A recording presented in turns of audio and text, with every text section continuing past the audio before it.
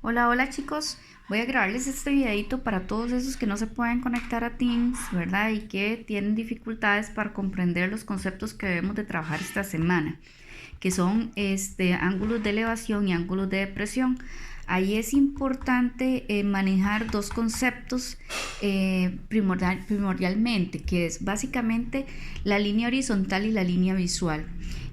Acá lo que vamos a hacer nada más es agregar esos dos conceptos dentro de lo que ya conocemos para poder trabajar y plantear problemas que conllevan ángulos de elevación y ángulos de depresión. Entonces, por ejemplo, si nosotros tenemos, ¿verdad? Para nosotros formar un ángulo tenemos que tener un punto de observación. Digamos que este es el punto de observación, ¿verdad? Aquí está el observador. La línea que se forma justamente desde los ojos hasta el horizonte, ¿verdad? Es a lo que le llamamos línea horizontal. Por eso se llama línea horizontal, porque va al horizonte, ¿verdad? Ok, y la línea visual se forma entre el observador y el objeto observado. Entonces vamos a suponer que esta persona está observando un punto, digamos, en el cielo, una nube, digamos, que la está observando por acá, ¿ok? Está observando una nube. Entonces, imaginariamente, entre el observador y el objeto se forma una línea que es imaginaria. Entonces, por ejemplo, acá se nos va a formar una lineecita imaginaria hasta el objeto observado, que en este caso es la nube. Ok, entonces a esta línea imaginaria es a la que le vamos a llamar línea visual.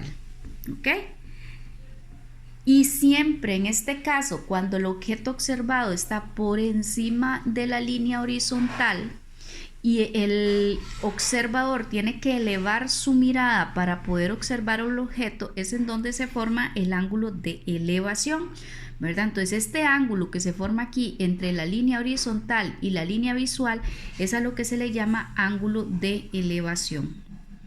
¿Ok?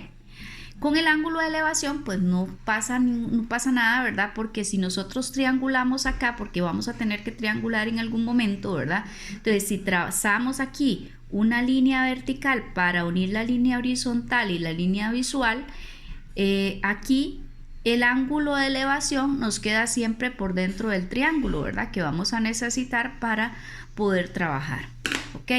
Luego tenemos el otro concepto, que es el ángulo de depresión. ¿Qué es lo que pasa con el ángulo de depresión? Bueno, igualmente vamos a tener por acá el observador, ¿verdad?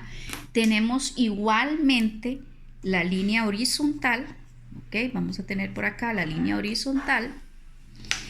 Y a diferencia del ángulo de elevación, la línea visual se forma hacia abajo, porque entonces aquí el objeto que está observando el observador, digamos que por aquí tenemos una hormiguita, ¿verdad? Y que lo que se está observando es esa hormiga. Entonces la línea visual se va a formar exactamente entre el observador y el objeto. Y observen que en este caso, permítanme acá trazar la línea visual, ¿verdad? Esto es lo que vamos a llamar línea visual, que es imaginaria. Esa línea se forma por debajo de la línea horizontal, que es esta. Entonces aquí se me va a formar el ángulo, que aquí en este caso el ángulo que se forma es el ángulo de depresión. ¿Ok? Entonces a esto es a lo que le vamos a llamar ángulo de depresión.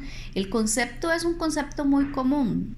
Depresión es como cuando ustedes dicen estoy deprimido. ¿Por qué dicen estoy deprimido? Porque están decaídos, van hacia abajo, ¿verdad? Entonces es el mismo concepto el que se aplica aquí para ángulo de depresión. Entonces, cuando el objeto observado está por encima de la línea horizontal, entonces se me forma con la línea visual un ángulo de elevación. Cuando el objeto observado está por debajo de la línea horizontal, se me forma con ella un ángulo de depresión. Lo que pasa con los ángulos de depresión básicamente es que ya no triangulamos aquí, ¿verdad? Porque acá, bueno, ustedes pueden hacerlo, pero no es lo ideal. Lo ideal es triangular con con el observador, ¿verdad? Entonces, por ejemplo, yo podría perfectamente triangular aquí, ¿ok? ¿Ven? Aquí se me va a formar siempre el ángulo de 90 grados y entonces el triángulo básicamente me queda aquí. ¿Qué pasa con el ángulo de presión en estos casos? Que el ángulo de presión me estaría quedando por fuera del triángulo con el cual voy a trabajar.